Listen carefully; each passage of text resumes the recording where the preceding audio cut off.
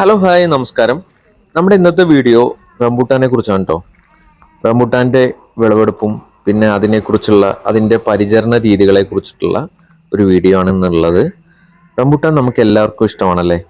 ഒരുപാട് വൈറ്റമിൻസ് അടങ്ങിയിട്ടുള്ള നല്ലൊരു പഴവർഗ്ഗമാണ് റംബൂട്ടാൻ. നമ്മുടെ നാട്ടിൽ അത് നല്ല രീതിയിൽ ഉൽപാദനം നടക്കുന്നുണ്ട്. നമ്മുടെ നാട്ടിൽ നല്ല വിളവ് വരുന്ന നമ്മുടെ കാലാവസ്ഥയ്ക്ക് അനുയോജ്യമായിട്ടുള്ള ഒരു കൃഷി രീതിയാണ് റംബൂട്ടാൻ. അപ്പോൾ റംബൂട്ടാന് ഒരു കൊല്ലത്തിൽ നമ്മൾ ചെയ്യേണ്ട ഓരോ മാസത്തിലും നമ്മൾ ചെയ്യേണ്ട വളപ്രയോഗങ്ങളും അതിനെ പരിചരിക്കേണ്ട രീതികളെ കുറിച്ചും നമ്മൾ ഈ വീഡിയോയിൽ പറയുന്നുണ്ട്. അതോടൊപ്പം തന്നെ നമ്മുടെ വീട്ടിലുണ്ടായിട്ടുള്ള റംബൂട്ടാന്റെ വിളവെടുപ്പും ഈ വീഡിയോയിൽ കാണിക്കുന്നുണ്ട്. അപ്പോൾ എല്ലാവർക്കും നമ്മുടെ വീഡിയോയിലേക്ക് ഒരിക്കൽ കൂടി സ്വാഗതം. നമ്മുടെ ചാനൽ ആദ്യമായിട്ടാണ് കാണുന്നതെങ്കിൽ നമ്മുടെ ചാനൽ ഒന്ന് സബ്സ്ക്രൈബ് ചെയ്യുക. ഈ പ്രാവശ്യം നമ്മുടെ നാട്ടിൽ റംബൂട്ടാന്റെ വിളവ് വളരെയധികം കമ്മിയായിട്ടുണ്ട്. അതിന് പ്രധാന കാരണം ഈ കാലാവസ്ഥ വ്യതിയാനമാണ്. അതുകൊണ്ട് തന്നെ ഇപ്പോഴും മാർക്കറ്റിൽ റംബൂട്ടാന് നല്ല വിലയാണ് ലഭിക്കുന്നത്. നമ്മൾ റീറ്റെയിൽ പ്രൈസ് ഇപ്പോഴും 400ന്റെ മുകളിൽ വില വരുന്നുണ്ട്. അപ്പൊ നമുക്ക് നമ്മുടെ റംബൂട്ടാൻ മരങ്ങളെ പരിചരിക്കേണ്ട രീതി എങ്ങനെയാന്നുള്ളത് നോക്കാം. അത് ഓരോ മാസം വെച്ചിട്ടാണ് പറയാൻ പോകുന്നത്. അതായത് ജനുവരി മുതൽ ഡിസംബർ വരെയുള്ള റംബൂട്ടാൻ പരിചരണ കലണ്ടർ. അപ്പൊ ജനുവരി മാസത്തില് നമ്മുടെ റംബൂട്ടാൻ മരത്തിന്റെ ചോട്ടിൽ പച്ചില കമ്പോസ്റ്റ് ഇട്ട് കൊടുക്കുന്നത് അതിന്റെ മണ്ണിന്റെ ഈർപ്പം നിലനിർത്താൻ നമ്മളെ സഹായിക്കും. അത് ചെയ്തതിന് ശേഷം ബോറോണ് ഒരു 50 ഗ്രാം ബോറോൺ മണ്ണിൽ വിതറി കൊടുക്കുന്നത് നല്ലതാണ്. പിന്നെ ഫെബ്രുവരി മാസത്തിലാണ് നമ്മുടെ റംബൂട്ടാൻ മരങ്ങളൊക്കെ പൂക്കാൻ തുടങ്ങുന്ന സമയമാണ്. ഈ സമയത്ത് മരങ്ങൾക്ക് നല്ല രീതിയിൽ കൊടുക്കണം, നല്ല രീതിയിൽ നനയ്ക്കണം നമ്മുടെ മരങ്ങളെല്ലാം. പിന്നീട് മാർച്ച് മാസം ആവുമ്പോഴേക്കും ഈ പൂക്കളെല്ലാം കായകളായി മാറി തുടങ്ങും.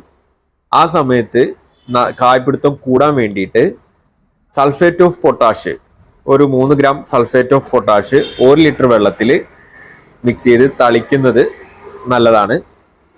അതിനുശേഷം ഏപ്രിൽ മാസമൊക്കെ നല്ല രീതിയിൽ കൊടുക്കണം. അങ്ങനെ നമ്മൾ മെയ് മാസത്തിലേക്ക് എത്തി.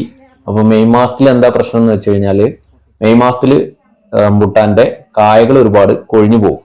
അത് സാധാരണയായിട്ട് കുറച്ച് കൊഴിഞ്ഞു പോവാറുണ്ട്.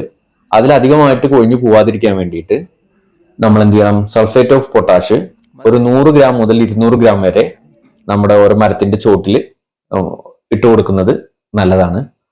അത് കഴിഞ്ഞാൽ പിന്നീട് ജൂൺ മാസത്തിലേക്ക് കിടക്കുമ്പോൾ ജൂൺ മാസത്തിൽ നമ്മുടെ കായകളുടെ നിറം മാറി തുടങ്ങും. ആ സമയത്ത് തന്നെ നമ്മൾ വല ഇട്ട് കൊടുക്കണം. വല ഇട്ട് കൊടുക്കുന്നത് എന്തിനാന്ന് വെച്ച് കഴിഞ്ഞാൽ കിളികളും വവ്വാലുകളൊക്കെ കായ നശിപ്പിക്കാതിരിക്കാൻ വേണ്ടിയിട്ട് നമ്മൾ വല ഇട്ട് കൊടുക്കേണ്ടത് നിർബന്ധമാണ്. പിന്നീട് ജൂൺ മാസം കഴിഞ്ഞ് ജൂലൈ ഓഗസ്റ്റ് ഒക്കെ ആവുമ്പോൾ നമ്മൾക്ക് വിളവെടുപ്പ് തുടങ്ങാം. ഒരു ഓഗസ്റ്റ് അവസാനത്തോടെ നമ്മൾ വിളവെടുപ്പ് അവസാനിപ്പിക്കും. വിളവെടുപ്പിന് ശേഷം നമ്മൾ മരം നന്നായിട്ട് പ്രൂൺ ചെയ്ത് ട്രിം ചെയ്ത് നിർത്തണം. ഒക്ടോബർ മാസം ആവുമ്പോൾ നമ്മുടെ മരത്തിന്റെ ചോട്ടിലുള്ള കളകളെല്ലാം പറിച്ച് നീക്കം ചെയ്യണം. ഒരു നവംബർ മാസമൊക്കെ ആവുമ്പോൾ വീണ്ടും സൾഫേറ്റ് ഓഫ് പൊട്ടാഷ് നമുക്ക് 500 ഗ്രാം ഒരു മരത്തിന്റെ ചോട്ടില് സൾഫേറ്റ് ഓഫ് പൊട്ടാഷ് ഇട്ട് കൊടുക്കാം. അപ്പൊ നമ്മുടെ അവസാന മാസമായിട്ടുള്ള ഡിസംബറിലെ ഒരു 3 ലിറ്റർ ബയോലൈനി 30 ലിറ്റർ വെള്ളത്തിൽ നേർപ്പിച്ചിട്ട് മരത്തിന്റെ ചോട്ടിൽ ഒഴിച്ചു കൊടുക്കുന്നത് നല്ലതാണ്.